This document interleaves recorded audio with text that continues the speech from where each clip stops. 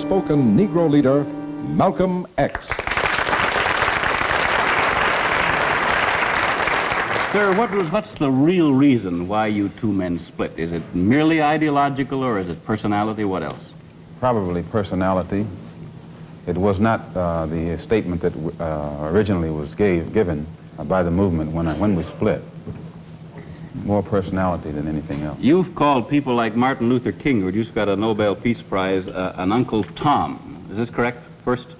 Well, I'd rather say that in the States, there's a law that has recently been passed, or a decision handed down by the court, wherein if you call someone an Uncle Tom, they can sue you for libel. Well, so I never refer to them as Uncle Toms. I would say that Uncle Martin is my friend. Uncle Martin is your friend, yet you would disagree with his approach to what he wants to accomplish. Definitely. If his approach would bring about what the black man in America needs to completely eliminate the problem that we have, I would say well and good.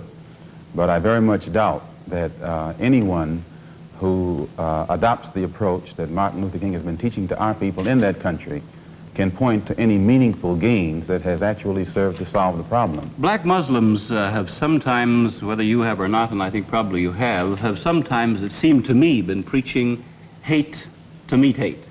I don't advocate any kind of hate. But there's a lot of talk that sounds very much like it. No, I think that the guilt complex of the American white man is so profound until when you begin to analyze the real condition of the black man in America, instead of the American white man eliminating the causes that create that condition, he tries to cover it up by accusing his accusers of teaching hate.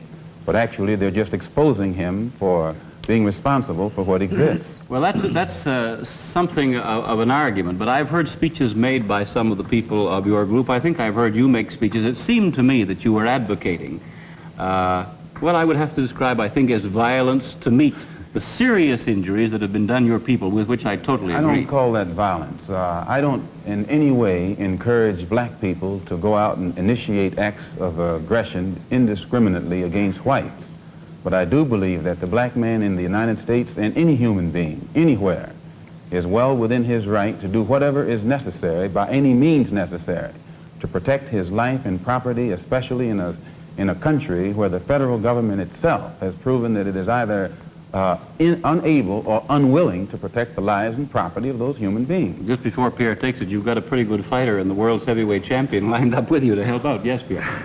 Well, Mr. X, if I guess I call you that, is that the proper appellation, Yes. Mr. X?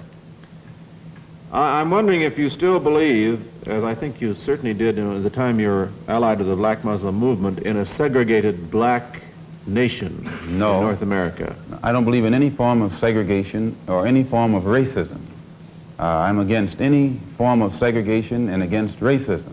Am I right in saying that the black Muslim movement, which you have left, did believe in that? Well, Elijah Muhammad taught his followers that the only solution was a separate state for black people.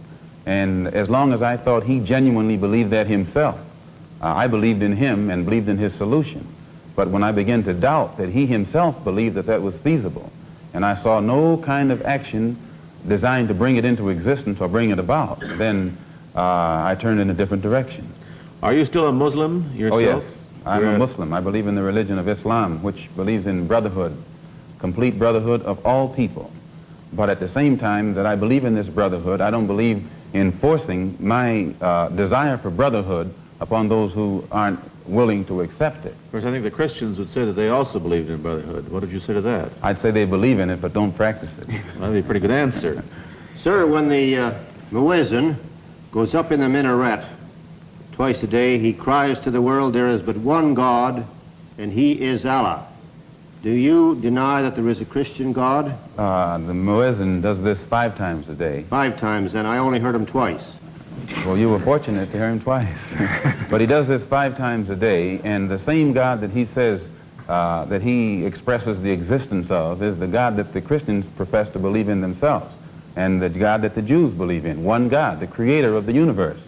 The Muslims believe in the God that created the universe, and I think the Christians do, and the Jews do. Now, as long as all of them are talking about the creator, the Jews may call him Jehovah, and Christians may have another name for him.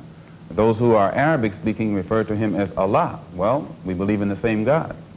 Now, as the Muslim religion advances in the United States, are you modernizing it or sticking with the old faiths? For example, the complete segregation of the sexes. I think that everything today on this earth is being modernized. Religious principles and practices, as well as political and other things. Now, when you went to Mecca, this is a very sacred and forbidden city. I tried to get to Mecca myself and certainly didn't make it, not being a Muslim. But how would they accept you as one? You're an American. There are few American Muslims. This is true, and by being an American and not having not being able to speak the Arabic language, I did strike a snag, a very serious snag, but I was fortunate to have been pretty well known by the officials in Arabia, and they knew too that I had accepted Orthodox Islam. It had been highly publicized in the paper, and I became a guest of the state. I was a guest of Prince Faisal, the present King Faisal, and they made it possible for me to go before the committee, Hajj committee or Hajj court, who examines you and asks you questions about your belief, and if you pass it, then you are okay to go to Mecca. But it's You would true. have to have a translator then. Oh, I had one. Then realizing that our problem in America, that we are black Americans, and we have a problem that goes beyond religion, we formed a group known as the Organization of Afro-American Unity. And the objective of this organization is non-religious, number one. Any Negro can belong to it. And the objective of that organization is to bring about a condition that will guarantee respect and recognition of the 22 million black Americans as human beings.